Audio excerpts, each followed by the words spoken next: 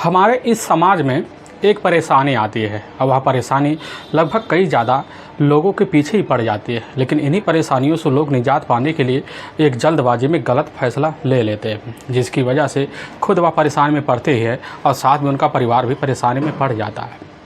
आज की घटना में सेम कुछ ऐसे हो जाता है कि जिस वजह से एक व्यक्ति का निर्मम तरीके से हत्या कर दी जाती है।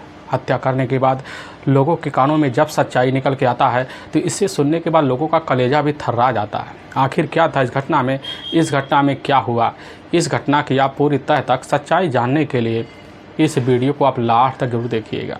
नमस्कार दोस्तों, मैं प्रदीप कुमार आपको इस स्टडी बाय चैनल पे मैं स्वागत करता हूं। दोस्तों आज की यह जो सच्ची घटना है, यह घटना सुनाने से पहले मैं आपसे एक छोटा सा रिक्वेस्ट करना चाहता हूं, क्योंकि आप अगर हमारे चैनल पर नए आए हुए हैं, पहली बार आए हुए हैं, तो एक बार जाकर अपने इन्हीं प्यारे हाथों से आप इस चैनल को सब्सक्राइब ज़रूर कर लीजिए, ताकि आज की जो घटना है काफ़ी लोगों तक भी पहुंच जा सके। और इसके लिए हम आपके तहे दिल से भी शुक्रगुजार रहेंगे दोस्तों। और आज की यह जो सच्ची घटना है, यह घटना है उत्तर प्रदेश, और उत्तर प्रदेश का औद्योगिक नगर पड़ता है और कानपुर, और उसी का महाराजपुर एक कस्बा लगता है, और उसी का महौली गांव पड़ता है। मैं बात कर रहा हूं 10 जुलाई 2018 का, और सुबह का वही लगभग 10 बजे के आसपास टाइम होता है। तो महौली गांव के कुछ व्यक्ति होते हैं, वह व्यक्ति अपने मवेशी को चराने के लिए मौके पर जो होता है, और महौली गांव के बाहर एक जंगल होता है, थोड़ा झाड़ीनुमा होता है, वहीं पर पहुंचते हैं। लेकिन उन्हीं की मवेशी जो होती है एक पेड़ के नीचे चली जाती है, और वह मवेशी जो होते हैं व्यक्ति वाले तुरंत ही उस पेड़ के पास जाते हैं, देखते हैं कि साइड में एक झाड़ी है और उसी झाड़ी में एक व्यक्ति का डेड बॉडी पड़ा हुआ है।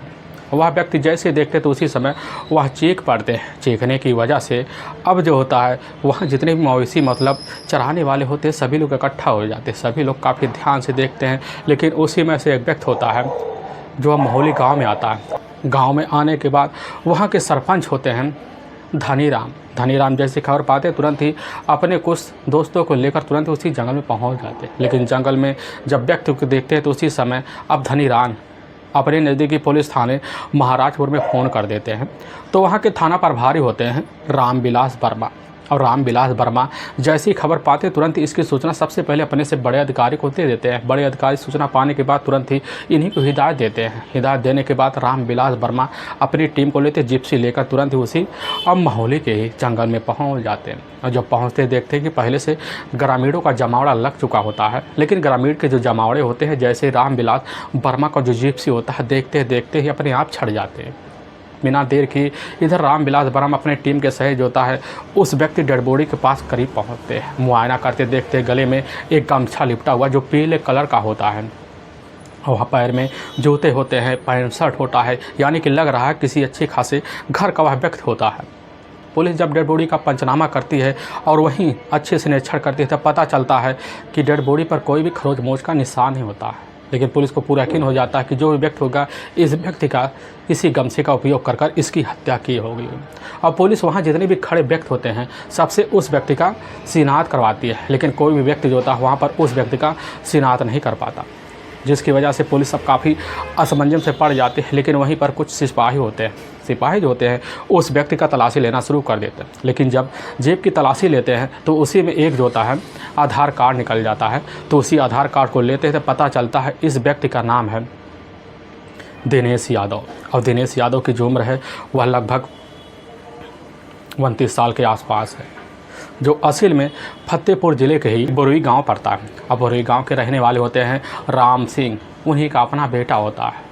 वहाँ के थाना प्रभारी अब जो होते हैं रामविलास वर्मा तुरंत ही इसकी सूचना फ़ोन के द्वारा उसी समय अब राम सिंह को दे देते हैं। लेकिन राम सिंह जैसी खबर पाते हैं तुरंत ही अपने परिवार और साथ में कुछ हितैषी को लेकर उसी समय अब महौली के जंगल में पहुँच जाते हैं। लेकिन जंगल में जैसे अपने बेटे के डेड बॉडी को देखते तो वहीं पर दहाड़े मार कर चीख चिल्ला पड़ते हैं। चिल्लाने की वजह से पुलिस समझ जाती है कि जिसने भी किया है बड़े ही आराम और बड़े ही तसल्ली बख्श किया है।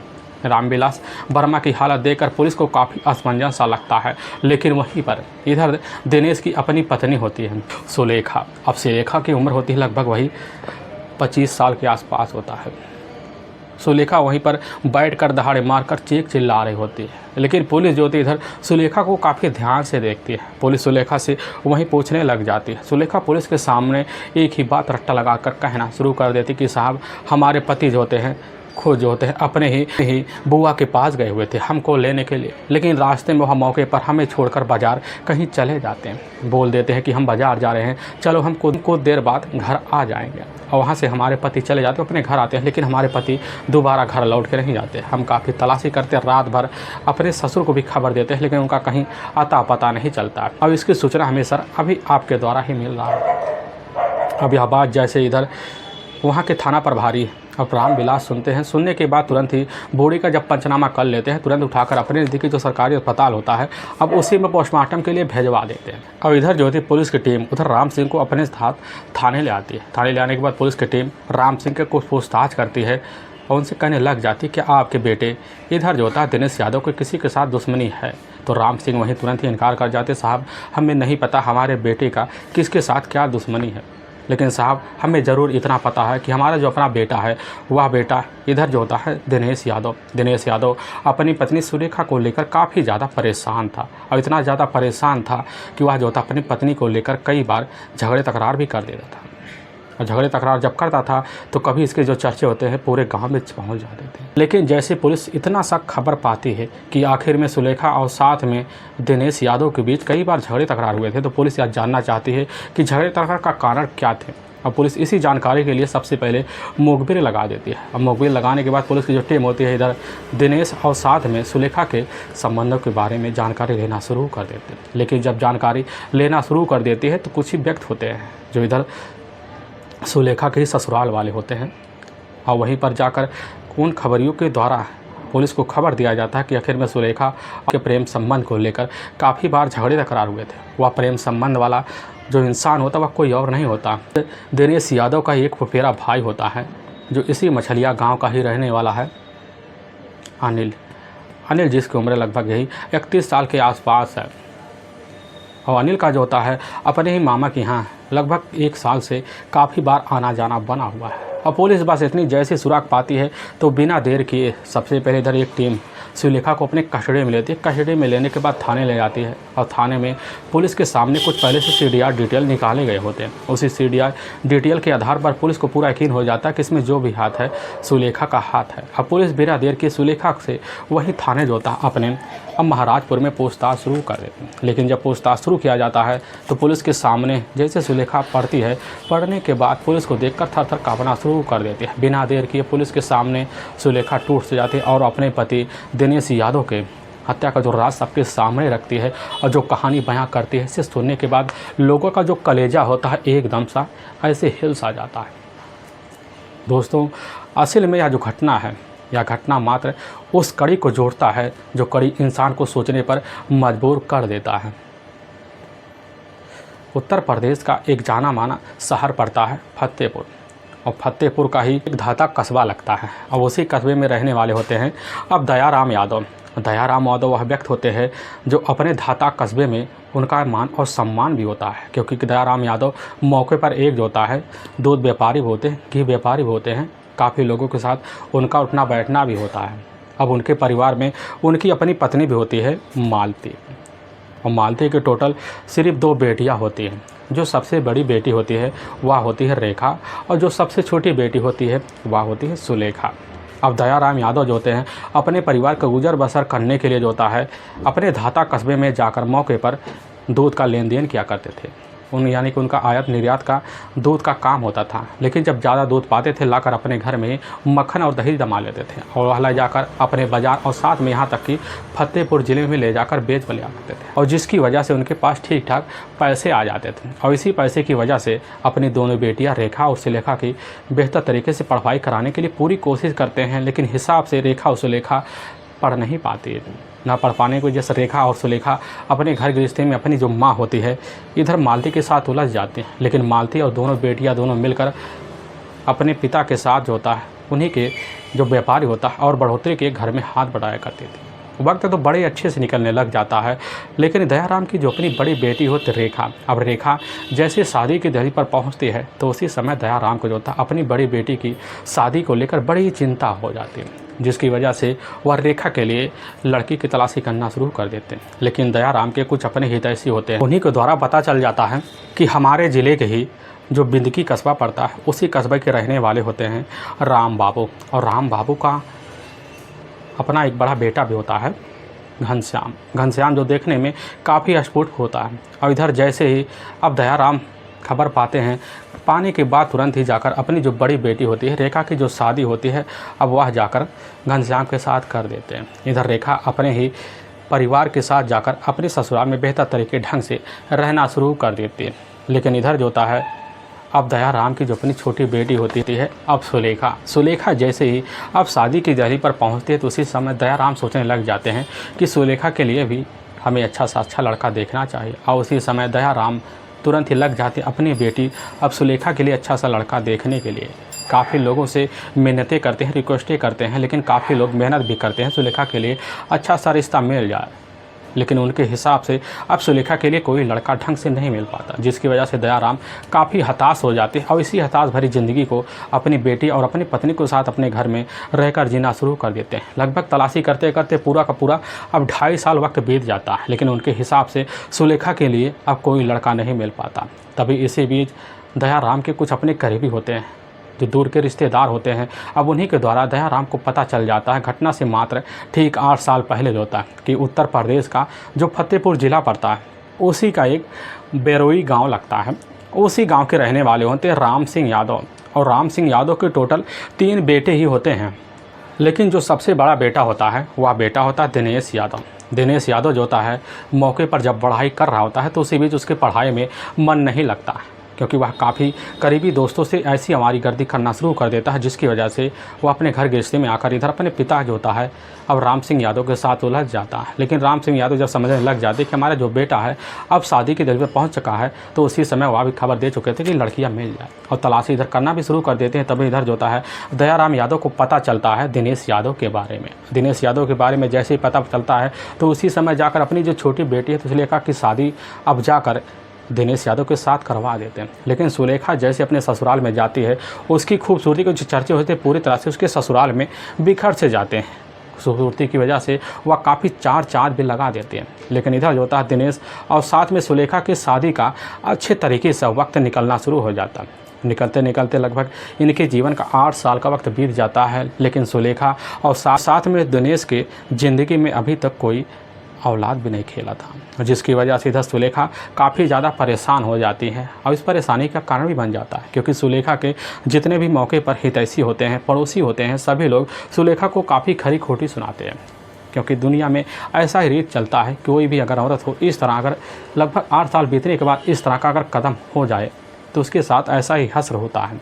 लेकिन उसी भी सुलेखा जो होती है कैसे न कैसे चलकर अपने घर परिवार को जो जिल्लत होता है वह झेलना शुरू कर देते हैं। लेकिन ठीक जब 8 साल बीतता है तो उसी बीच सुलेखा की जो मुलाकात होता है पड़ोस की रहने वाली होती हैं, एक उनकी अपनी खास सहेली होती है। उसी सहेली के पास जाकर सुलेखा बैठी होती है, काफ़ी मन गिरा के बैठी होती है। तभी वह सहेली जो होती है उसी समय सुलेखा से पोछ बैठती कहने लग जाती है, क्या बात है। सुलेखा वहीं पर मुँह खोल के कह देती है कि हमें लग रहा हमारी ज़िंदगी में हमारे भगवान ने हमारे गोद में कभी कोई औलाद नहीं लिखा है। यह बात जैसे इधर सुलेखा की सहेली सुनती है कहने लग जाती है, क्यों नहीं, वो तो तुम्हारे ऊपर है।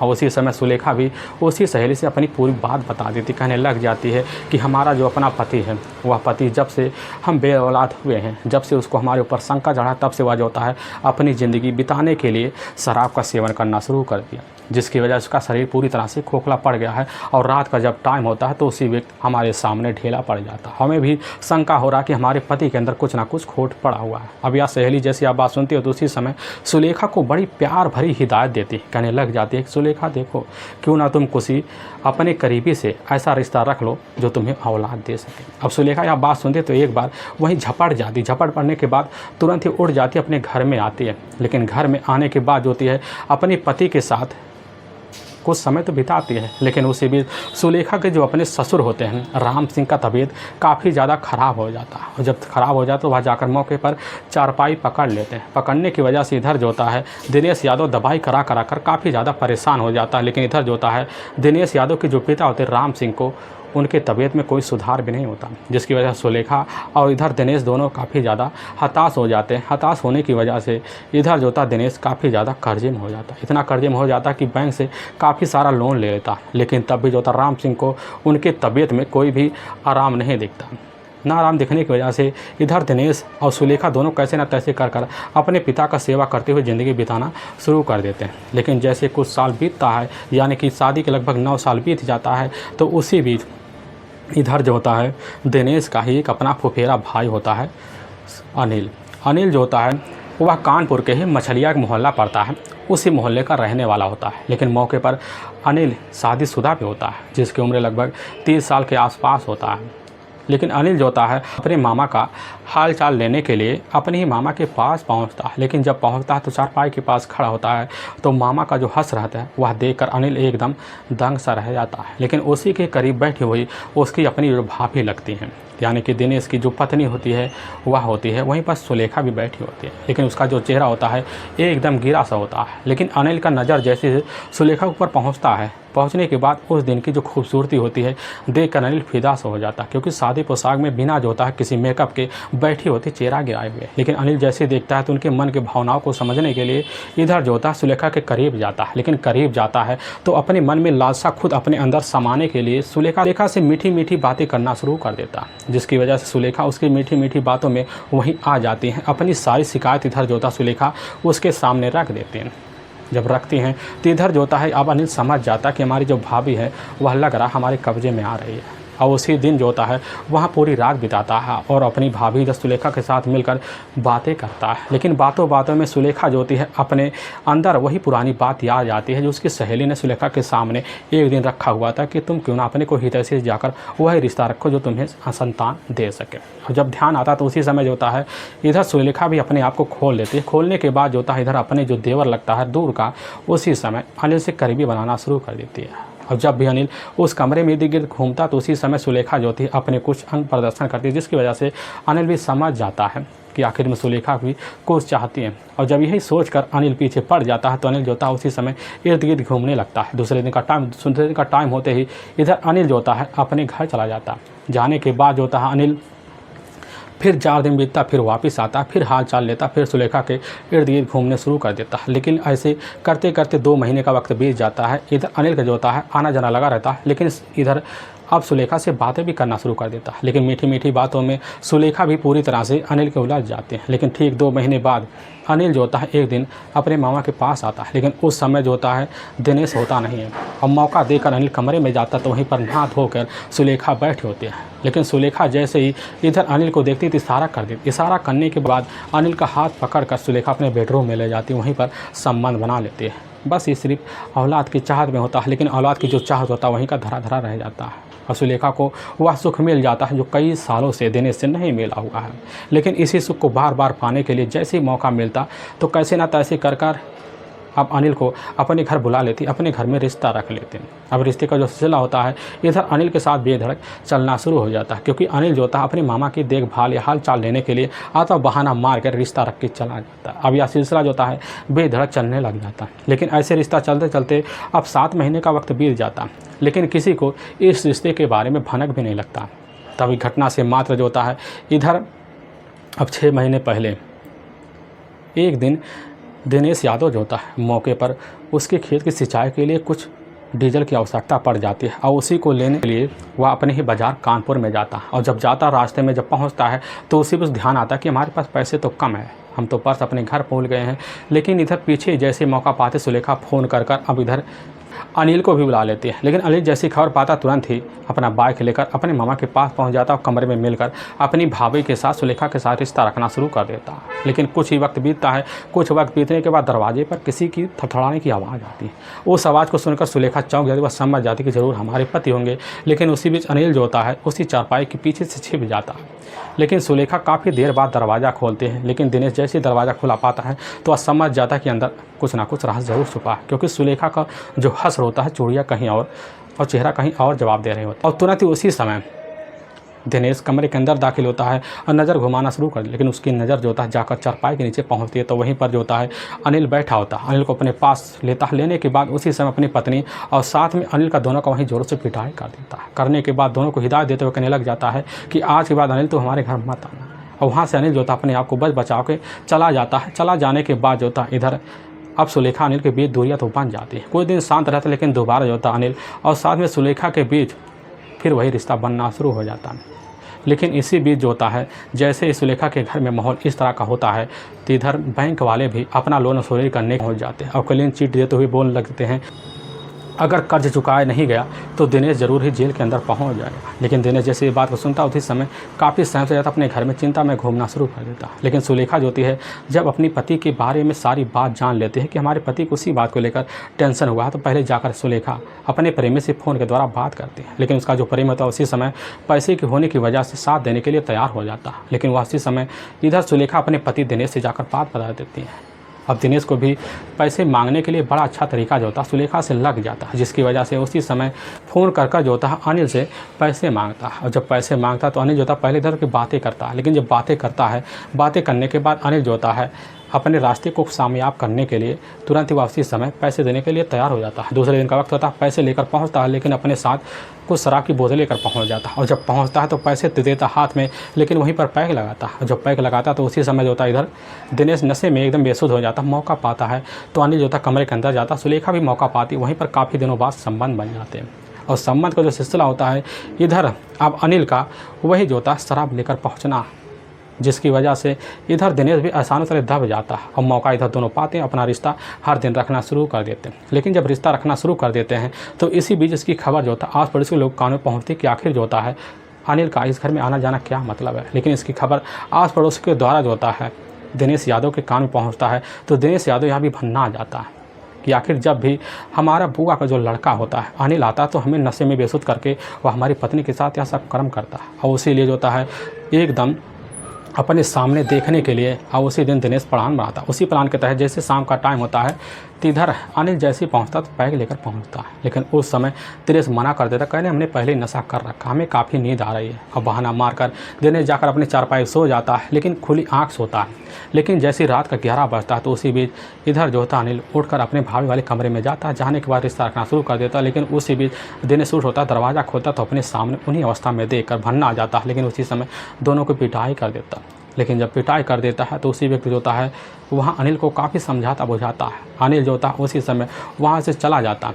लेकिन अनिल इधर सुलेखा के पास फिर दूरी बन जाती है। लेकिन अनिल जो होता है उसी समय एक प्लान, उसी प्लान के तहत जो होता है अब इधर पैसे मांगने के लिए अपने ही जो भाई होता है दिनेश के पास आना जाना लगा देता है। आने जाने की वजह से फिर मौका पा जाता है, लेकिन करीब जाने की कोशिश करता है, लेकिन होने की वजह से वह नहीं जा पाता था, जिसकी वजह से सुलेखा और साथ में इधर अब अनिल के बीच दूरियां और बढ़ जाती हैं। लेकिन सुलेखा बिना अनिल के नहीं रह पाती, ना अनिल जो होता बिना सुलेखा के रह पाता।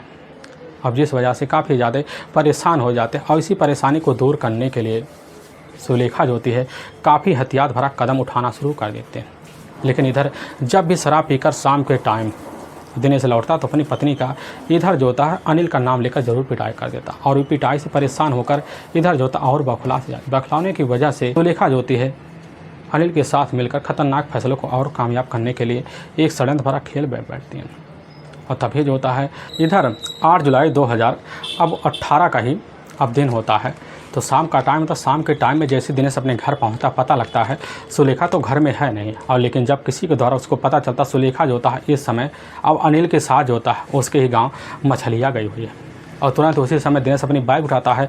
उठाने के बाद अब उसी समय मछलियाँ पहुंच जाता है। लेकिन सुलेखा को वहीं पाता है। पाने के बाद पहले सुलेखा को काफ़ी खरी खोटी सुनाता और पूरे परिवार के सामने जो होता है अनिल और सुलेखा के प्रेम संबंध के बारे में पूरी पोल खोल के रख देता है। जिससे वहीं पर अनिल के जो परिवार वाले होते हैं वह परिवार वाले इधर दिनेश को काफ़ी समझाते बुझाते कहने लग जाते कि ठीक है बेटा, तुम कल जो होता है सुलेखा को अपने साथ लेकर चले जाना। और लेकिन कैसे न तैसे शांत कर अपने आप को मन में तसल्ली देकर दिनेश रात रुकता है। लेकिन दूसरे दिन का जब शाम का टाइम होता है यानी कि 9 जुलाई अब 2018 को ही शाम का टाइम होता है तो उसी वक्त अब जो होता है इधर अब अनिल अपना एक कार लेता, उसी कार में सुलेखा को और साथ में दिनेश यादव को बैठाता है और ड्राइवर खुद होता है। उधर अनिल होता है। अनिल अब ड्राइवरी करते हुए अपना कार ले जाना शुरू कर देता है। इधर जो था सुलेखा के ससुराल बरुई के लिए निकल पड़ता है, लेकिन जैसे ही सरसोल जो कस्बा होता है पार करता है, पार करने के बाद उसी समय अपनी जो कार होता है अब वह मरौली गाँव की तरफ मोड़ लेता है। लेकिन जब मोड़ता है और दिनेश यह देखता तो एक बार चौंक से जाता है कि आखिर अनिल किस लिए यह कदम उठा रहा है। तो उसी समय अनिल से पूछ बैठता कि आखिरकार तुम कहाँ ले जा रहे हो। तो अनिल कह देता है कि हम यहाँ कार जोता अपने दोस्त के पास ले जा रहे हैं, क्योंकि महरौली गांव के ही पास जोता है उसका जोता है खुद का कोल्ड स्टोर है।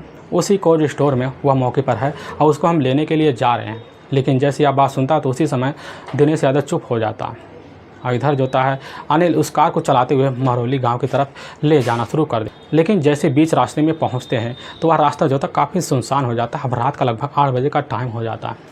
तो उसी बीच वह जोता है इधर अनिल उस कार को रोक देता है। रोकने के बाद पीछे वाली सीट पे जाकर बैठ जाता है, क्योंकि उसी सीट पर पहले से ही दिनेश यादव साथ में सुलेखा बैठे होते हैं।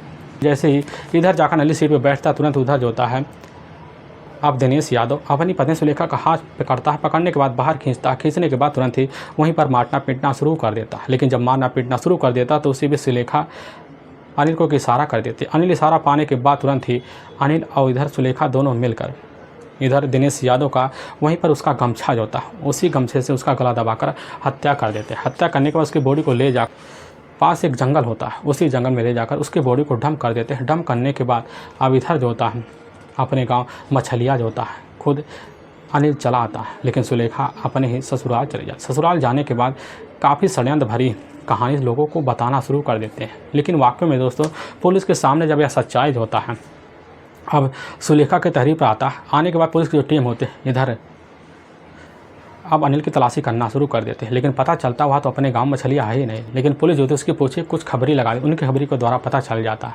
उन्हीं के द्वारा जो होता है अनिल को हिरासत में लिया जाता है। लेने के बाद उसको जो होता है अपनी थाने ले आ जाते हैं। लेकिन जब थाने में इधर अनिल सुलेखा को सामने बिना देर के वह भी टूट जाता है। पूरी सच्चाई रखने के बाद पुलिस की जो टीम होती है इधर सुलेखा और अनिल को ले जाती है, वहाँ के कोर्ट में पेश कर देती है। और कोर्ट में इन दोनों के ऊपर काफ़ी गंभीर धारा में मुकदमा दर्ज करके ले जाकर हमेशा हमेशा के लिए जेल के सलाखों के पीछे भी डाल दिया जाता है। दोस्तों हमें इस घटना का सुनाने का उद्देश्य किसी को परेशान करना नहीं है और ना ही किसी के दिल को ठेस पहुंचाना है, बल्कि आपको यह बताना है कि आप जहां भी रहें आप सावधान और सतर्क जरूर रहें। दोस्तों फिर मिलेंगे एक नई वीडियो के साथ। तब तक के लिए जय हिंद और जय भारत।